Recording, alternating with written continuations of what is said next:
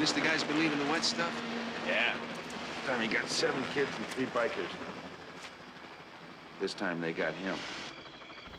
I got a call from Joe Zito. I think I was doing a haunted house in North Carolina. He got a new gig. It was a Friday the 13th film. You know, I've worked with Joe before, and he knew I did the first one, so. Now, they already had a makeup crew going on that film. So I went and met the crew, and all these guys, Kevin Yeager, Alec Gillis, John Vulich of Optic Nerve, they've all formed their own very successful effect companies since Friday the 13th, Part 4. But they had already created and started doing the effects. They had a throat, the knife gag, the hitchhiker girl gets a knife in the gag, and they already started sculpting Jason. And they were sculpting him to be a 35-year-old version of the original kid Jason, so that was great. Jason's body has disappeared from the morgue. It was stolen. It was not stolen. 2 people at the hospital are missing. Is it coincidence? He's alive. There still wasn't an ending to that movie. And just like the original Friday the 13th movie, where there wasn't an ending and we created Jason coming out of the water, it was Jason's death that they hadn't decided on yet, so. Now, we thought of an elaborate microwave, Tommy the inventor, special effects kid, perhaps took a microwave oven apart and got the shooter and put a reflector behind it, and with a variable control on the voltage from 1 to 10, puts it on 1 and melts a toy soldier for the guy he's showing off for, the kind of guy that's looking for Jason.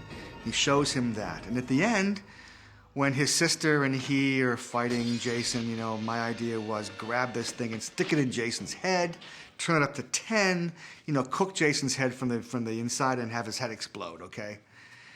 But I had to sell this to the money guys. And they said, and it was logical, we're gonna stick to the Friday the 13th formula, which is, you know, killing naked teenagers in the woods with household implements.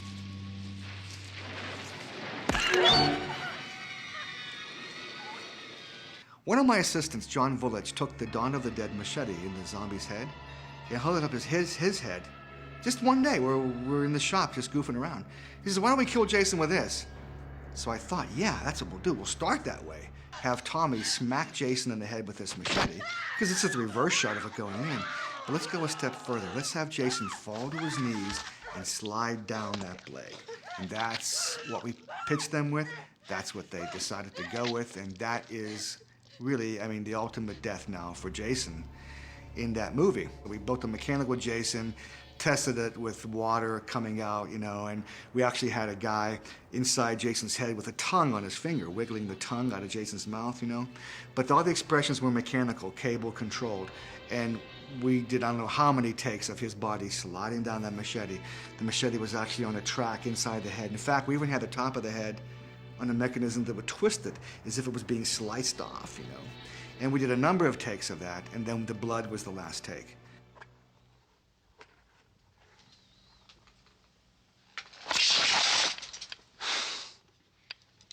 Come here, I want to show you something. Actually, when you go to the house, and little Tommy, the effects wizard, all the masks in his bedroom and all the props were part of John Vulich's collection that we just populated the set with his stuff to make it look like little Tommy had built that stuff, okay? And the guillotine, you know, that was something that was already there, but we did do some alginate hands and that's not in the movie. I think he puts his hand in and he chops and fingers come off, and yeah, and the guy, his friend reacts to it, and then little Tommy goes, ah, or something like that, you know, and he sees that it's not really. So in other words, little Tommy is doing what I did when I was a kid. Neat trick, huh? There was also a scene later on when Jason does burst in before the big final fight scene. He throws a hammer and barely misses them.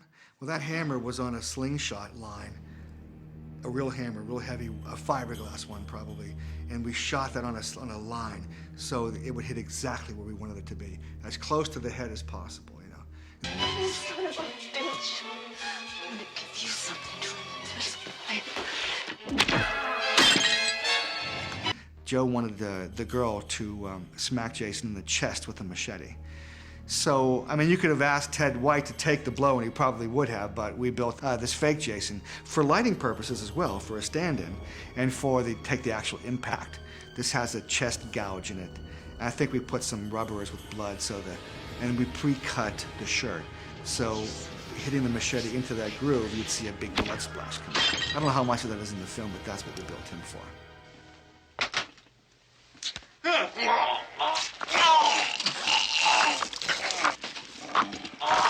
Right, now that is something that Joe Zito wanted. And so again, the mindset was, what do we need to see? So we built an appliance on the actor that if we put his clothing on backwards, the neck would look twisted. And that was the actor facing you with backward clothing and the appliance on, doing the last bit of it, you know. And then we had a dummy. We had a dummy of the actor that Jason could actually grab and twist all the way around, you know. So it was a combination of the real actor getting Jason's hands on his head, a cutaway to the fake head going twisting around, then the real actor coming full over on with the appliance on his neck. So it went from real to fake to real, you know, to sell the effect. We made a cast of the young girl in the raft because we knew the machete was going to come from beneath the raft and through her body. So this is a rubber body of her. She was standing up in the raft. Her body went out of a hole in the raft. The fake body was placed behind her, and we used her own hair to blend the seam of the rubber body attached to her body. And I just took the raft and I think again it was the ice bag full of blood, machete sealed inside it. When that came through, we could actually use the hand to push the blood out of it. So that's all that was, a rubber dummy.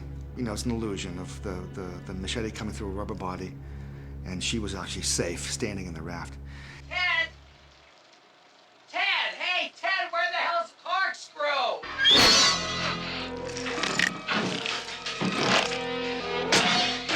Okay, that was a reverse shot. Now that was interesting because he's actually walking around in the kitchen and turns before the machete or the meat cleaver hits him in the face.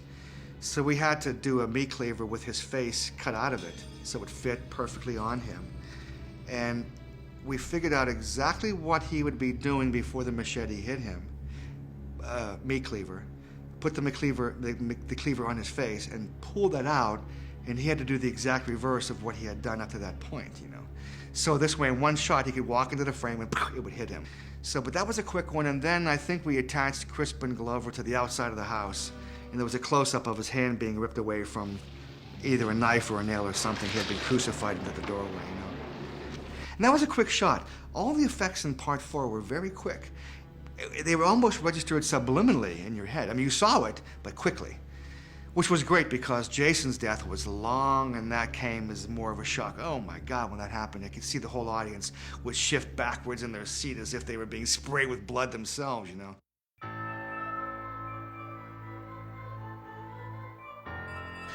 I've been approached a few times about starting a makeup effects school. You know, some lawyer would call me, I have this warehouse, what do you think, blah, blah, blah, blah. And they never call back. Jeff in Brescia, the guy that owns this school, he's the guy that rolled the dice, put the money behind it, bought the building, and now the students are coming in from all over the country. We get students from Seattle, as far as Seattle, Tennessee, Colorado, Florida. And they want to come from all over the world. We're getting emails from Scotland, Brazil, Norway, you know. It's a raging success, and it's 95% of our enrollment comes from the ads in Fangoria magazine. These are the hardcore fans, students, and it's special makeup effects. This is the magic that has enthralled them in their favorite movies, and they want to be a part of that magic. So they're here. It's a 16-month program. It's a degree, right? They're having a lot of fun. And what are you working on? Oh, just a Jason Voorhees figure. A Jason, yes, a Jason. Big influence, eh? Yeah, a little bit. Yeah. This looks like what the original Jason used to look like. Well, 35 years later after the first movie. Yeah. Whose is this? Yeah, that's mine. Can I use this to, like, what happens to students if they don't make the grade? Every course they have to take to comply with the Board of Education, as far as getting a school going, is special makeup effects related, anthropology, art appreciation, anatomy. So they're not having to take stuff that they're not interested in, you know, it's stuff that all applies to what they're doing. This is the hair and beards class.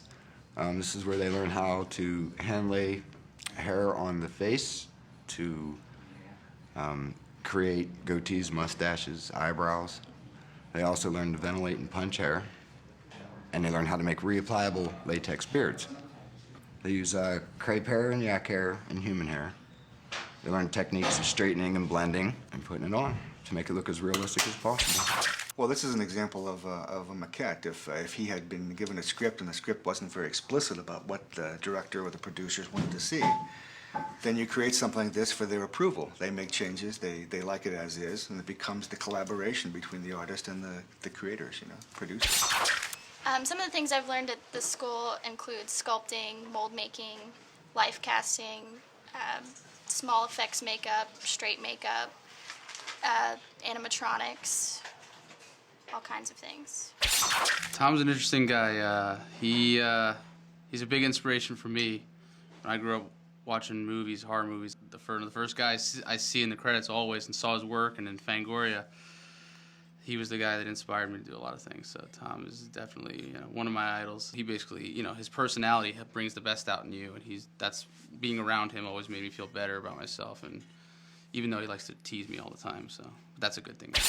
My name is Anthony Ortiz. I'm a third semester. And you're too good, and I hate you! And this guy's always harassing me. I don't know. I'm gonna get a restraining order against him. This is a mini goal. This is my. Come on, don't lie. I did that. Second semester. Always trying to take credit. Second semester sculpture. It was a mythological creature. We're supposed to combine two creatures, and I did like a gargoyle and a minotaur. This is my one-piece appliance. It's a one-piece foam latex appliance, painted. The horns are urethane foam that I carved by hand. That was hard. It's my demon maquette. It's made of Super Sculpey. It's like this bakeable clay that you sculpt, and basically you bake it and paint it with acrylics, and then I did a coat of crystal clear to make it nice and shiny. I don't really do effects work anymore. I mean, I may do it for like a lecture at a college or something, you know, a minor thing, but an effects job, usually they're low budget, you know, so I'll turn them over to the school. I'll give them to my head instructor, Jerry Gergley, and he'll have students bid on it. They gotta read the script, they gotta put a budget together, and the best bid gets the job, which is exactly what they would be doing once they leave the school. And this school is different in many ways than other makeup schools in that students do get to go and work on movies. We've had 6 students go to New York for a couple of weeks to work on a movie.